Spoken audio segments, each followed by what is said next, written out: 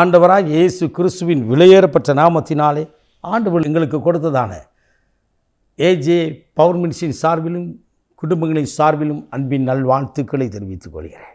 எனக்கு அருமையானவர்களே, எப்படி இருக்கின்றீர்கள்? இன்று காலை ஜெபித்தீர்களா? வேதத்தை வாசித்தீர்களா? தேவனோடு ஐக்கியப்பட்டிருக்கிறீர்களா? ஒவ்வொரு நாளும் அனுதினமும் தேவனோடு உறவாடுங்கள், தேவனை ஆராதியுங்கள். ஜீவனுள்ள தேவன் இயேசு ஒருவர் மாத்திரமே. ஹல்லேலூயா. இந்த தெய்வத்துக்கு சொந்தமான பிள்ளைகளாய் உங்களையும் என்னையும் ஆண்டவர் வைத்திருக்கிறார். ஹல்லேலூயா. போகட்டும். இன்றைக்கும் கர்த்தர் கொடுத்த வார்த்தையை நாம் தியானிப்போமா? சங்கீத புத்தகம், திருப்பாடல் புத்தகம் 121 அதிகாரம் முதல் இறைவார்த்தை. என் கண்களை ஏறெடுப்பேன் பர்வதங்களுக்கு நேராக, மலைகளை நோக்கி, பர்வதங்களை நோக்கி என் கண்களை ஏறெடுக்கிறேன். வானத்தையும் பூமி உண்டாக்கின கர்த்தரிடத்திலிருந்து எனக்கு உதவி ஒத்தாசை வரும் என்று சொன்னார் தாவீது. என் கண்களை ஏறெடுக்கிறேன். என் கண்களை யார் பக்கம் நம்ம ஏறெடுக்கிறோம்? ஒரு மனுஷன் பக்கம் திரும்பி நிற்கிறோமா?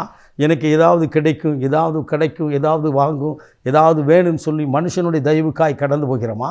அதிகாரிகள் பக்கம் கடந்து வருகிறோமா? ஆண்டவர் பட்சமாய் நிற்கிறோமா? கண்களை ஏறெடுத்து பார்த்தா நடக்க முடியாத ஒரு நொண்டி முடவன்.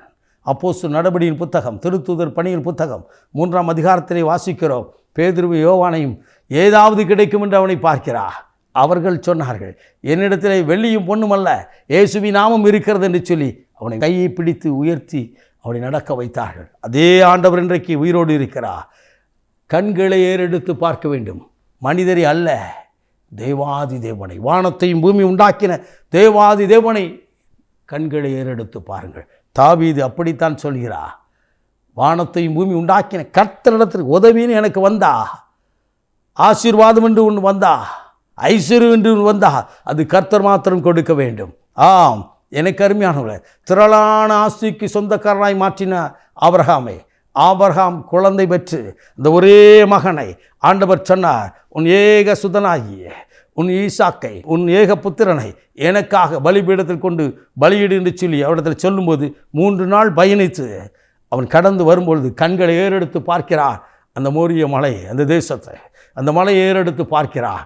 வேதம் சொல்கிறது, தொடக்க புத்தகம் 22 அதிகாரத்திலே 4வது இறைவார்த்தை அப்படித்தான் சொல்கிறது.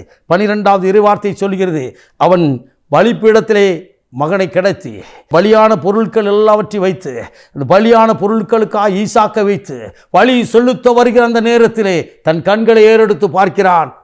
அங்கு சத்தம் வருகிறது, தெய்வம் பேசுகிறார், தேவன் அவனோடு கூட உறவாடுகிறார். அவன் கண்கள் ஏறெடுக்கப்பட்டபடினாலே ஆண்டவர் சொன்னார், நான் உன்னை சோதித்து அறிந்தேன், பின்பதாக உன்னை ஆசீர்வதிக்கிறேன் என்று சொல்லி ஆசீர்வதிக்கிற பகுதியை நாம் வாசிக்கிறோம். எனக்கு அருமையானவர்களே, நீங்களும் நானும் ஆண்டவருடைய முகத்தை ஏறெடுக்கிறோமா? ஆண்டவர் முகத்தை நோக்கி பார்க்கிறோமா? ஆண்டவருடைய முகத்தை பார்த்தவர்கள் ஒரு நாளும் வைக்கப்பட்டு போவதில்லை. சிங்கக்குட்டியில் கூட பட்டியலிருந்து தாழ்ச்சி அடைந்திருக்கும் கர்த்தரை தேடுவதற்கு ஒரு நன்மையும் குறைவதில்லை. ஆம், எனக்கு அருமையானவர்களே, எனக்கு அருமையான ஒரு சகோதரன் என்னோடு கூட விசைப்படகுகளை பயணித்தவர், நல்ல ஜெபம் பண்ணுவார். இந்த குடும்பம் பெரிய குடும்பம். அவர் சொன்ன ஒரு சாட்சி, ஒவ்வொரு நாளும் நாங்கள் ஜெபம் பண்ணுவோம், எங்களுக்கு ஒன்றுக்கும் ஆண்டவர் குறையில்லாமல் நடத்தி வந்தார். எங்களுக்கு அப்படி நடத்தி வந்தது காரணம், என் தாயும் தகப்பனும் ஒரு பக்தியுள்ள கிறிஸ்தவர்களாக இருந்து கர்த்தரை அறிந்து தேவனுடைய சபைக்கு கடந்து போனார்கள். நாங்களும் கடந்து போனோம். இன்றைக்கு வரை ஒரு குறையும் இல்லை. எல்லாவற்றிற்கும் நாங்கள் ஆண்டவரை மாத்திரம் ஒவ்வொரு நாளும் ஜெபிப்போம். நாங்கள் காலை வேளைகளே, நான் போட்டுக்கு வந்துட்டாலும் கூட வீட்டில் காலை வேளையில் அந்த அதிகாலை ஜெபம் நடக்கும், இரவு வேளையில் ஜெபம் நடக்கும்.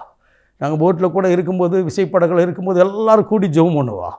ஆம், எனக்கு அருமையானவர்களே, அவரை மாத்திரம் பார்க்கும்படியாக கண்களை ஏறெடுப்போம் சொன்னால் நம்முடைய வாழ்க்கையில ஒரு நன்மையும் குறைபடாதபடி ஆண்டவர் நடத்துவார்.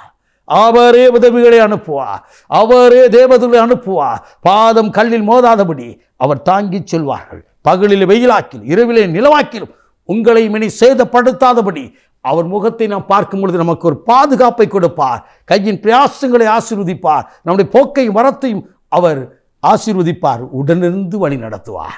நாம் ஜெபிப்போம்மா. மகா பரிசுத்தமுள்ள தகப்பனே, இந்த அற்புதமான வேலைக்காய் ஸ்தோத்திரிக்கிறோம். இந்த நாளிலும் ஆண்டவரே, உம்முடைய வார்த்தையை கேட்ட ஒவ்வொரு மேலும் தகப்பனே, என் கண்களை ஏறெடுப்பேன் என்று சொல்லி, என்னுடைய கண்களை உமக்கு நேராய் நாங்கள் ஏறெடுக்கிறோம். இதை கேட்கிற ஒவ்வொருவரும் ஒவ்வொரு நாளும் உம் திருமுகத்தை பார்த்து, ஒவ்வொரு நாளுமே ஆராதித்து, விசுவாசித்து, வேதத்தை வாசித்து ஆசீர்வாதத்தை பெற்றுக்கொள்ள கிருபைதாரும். இன்றைக்கும் ஒவ்வொருடைய வாழ்க்கையிலும் ஆசீர்வாதம் மறுபடியாக ஜெபிக்கிறோம். வனாந்தரங்கள் மறையட்டும், செழிப்பு உண்டாகட்டும், அற்புதம் செய்து மகிழ பண்ணும். இயேசு கிறிஸ்துவின் விலையேறப்பட்ட நாமத்தில் ஜெபிக்கிறோம் ஜீவனுள்ள நல்ல பிதாவே, ஆமென். God bless you.